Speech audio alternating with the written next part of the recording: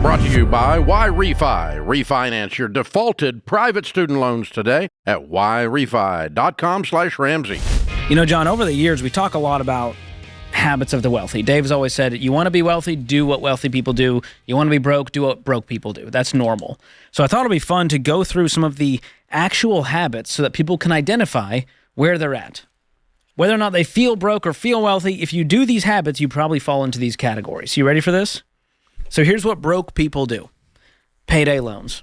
We see these in zip codes with lower incomes. You see these payday, they look like old Pizza Huts a lot of the time. There's Title Max and payday loans. These are some of the worst. The interest rates, when you actually do the math, are astronomical, and it keeps people in a cycle of debt with these short-term crazy high loans. Interest rates average 400%.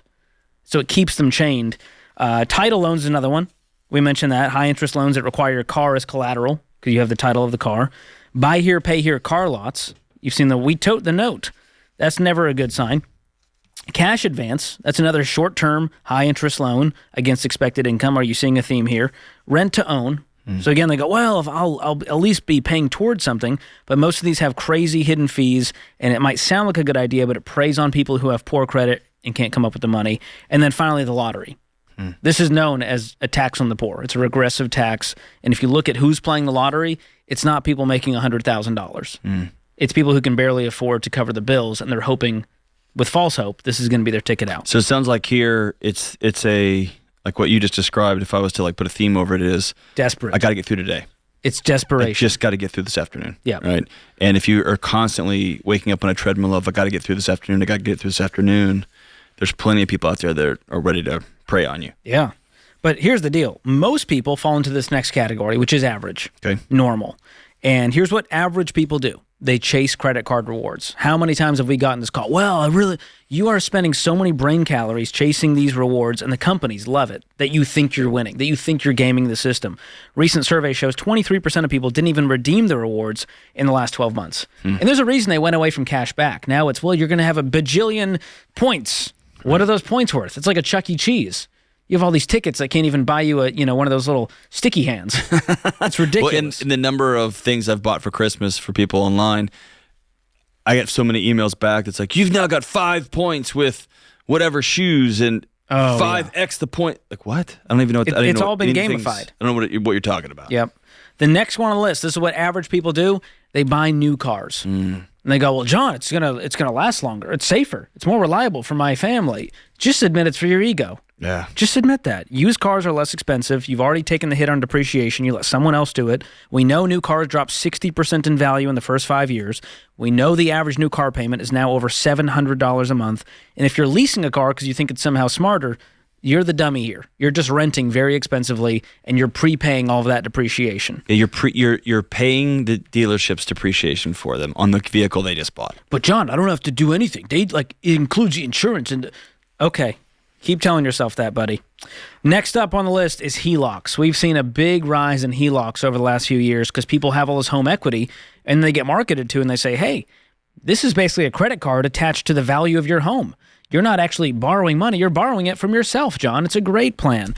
And what are the calls we get? Hey, we're stuck because we have the HELOC on top of the mortgage, and it's killing us. And most of these HELOCs have a variable interest rate, and you're putting your home at risk and your family at risk by doing this. And of course, the next one, this is part of the the American stew here. We got the student loans.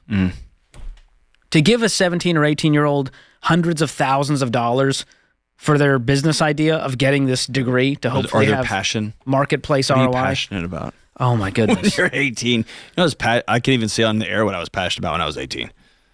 I'm just glad I didn't get $100,000 to pursue it. We shouldn't. If it was a business, we'd all go at the bank would go, this is a terrible business idea. What are you going to do with a sociology degree? Socio stuff? Don't do this. There's no way out. Student loans are not discharged by declaring bankruptcy. So you can't even get out of this thing through bankruptcy. The next one that we get a lot of, and this is a very middle-class move, is buying whole life insurance. And it's some dude from college who's like, hey, did you know this is what the wealthy do? They buy life insurance and they borrow against it, and it's tax-free. It's a wealth hack. And I go, dude, this guy just scammed you into thinking that you should be investing through your insurance. Think about how dumb that sounds. that you're using your insurance as an investment tool. It's super expensive, and we know that term life is a fraction of the cost, and you can invest the difference and be way better off than giving someone fat commissions. And then finally, buy now, pay later. This is one we see average people do. I just saw this on a website, John. It said it was $140 for this pajama set. And then underneath, it had the girl math of 36 cents per night. They divided it out over a year and said, well, listen, it's 36 cents a night. And if you wear it every night, I mean, that you're basically making money off of that. So it's insane what they're doing with buy now, pay later, with the marketing tactics. I like this here. It says the average person asks not how much does that cost? They ask how much is it going to cost me a month? And can I make this pile of monthly payments? Can I make that less than I make? And people feel like I'm spending less than I make. I'm living on less than I earn, when their payments all add up to that, not the total purchases. That's right. Broke people ask how much down, how much a month. Wealthy people just ask how much. How much? What is the out the door cost? What is the total? And if I can't afford it today in full, in cash, don't do it. That's a surefire way to be wealthy. So this is what wealthy people do. Number one, they don't pay interest.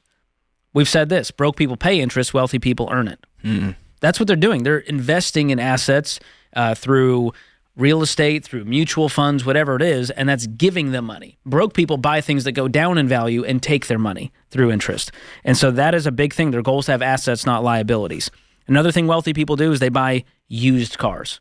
Even those that have the money to buy a new car in cash, and they could light that money on fire on the kitchen table and it wouldn't mess with their world, they still go, why would I take the hit on depreciation instead of someone else and buy a 4-year-old car? Here's what our millionaire study found. Most millionaires are driving Hondas and Toyotas.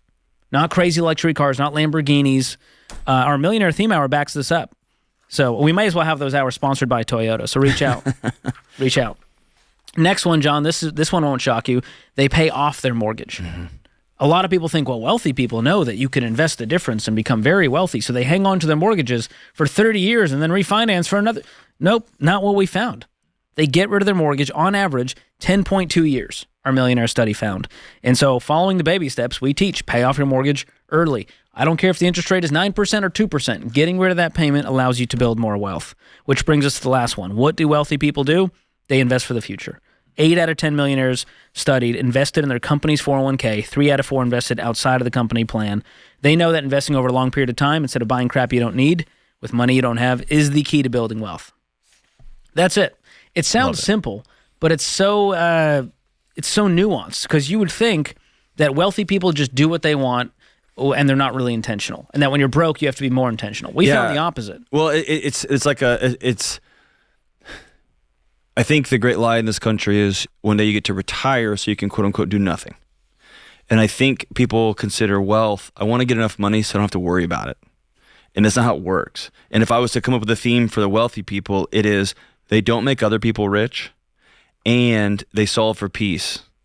And so a wealthy person, you always want to ask, like, I want to be a billionaire by 40. And I always want to say, why? For what? So you can sleep at night? Okay. Give your body the opportunity to live in a home that nobody could take away from you. Then you're going to sleep, right? Then you're going to have peace. And so they pay off their mortgage. They invest. They know that come what may, I'm going to be okay then. No one can take my house now. It's this idea. They're thinking about tomorrow, not just this afternoon, not this afternoon. But if you solve for peace, not for credit card points or not for the difference between my 2.9 and my... Solve for... I'm telling you, man... You get wealthy for a reason. You don't get wealthy for the sake of wealthy. And I think our culture has missed that completely. We have no why behind it. No underpinning. We just judge ourselves. How much are you worth? It's a number. And the answer to that question is never a number. And we always are like, okay, what are we worth? What are you worth? What are you worth? Instead of saying, why?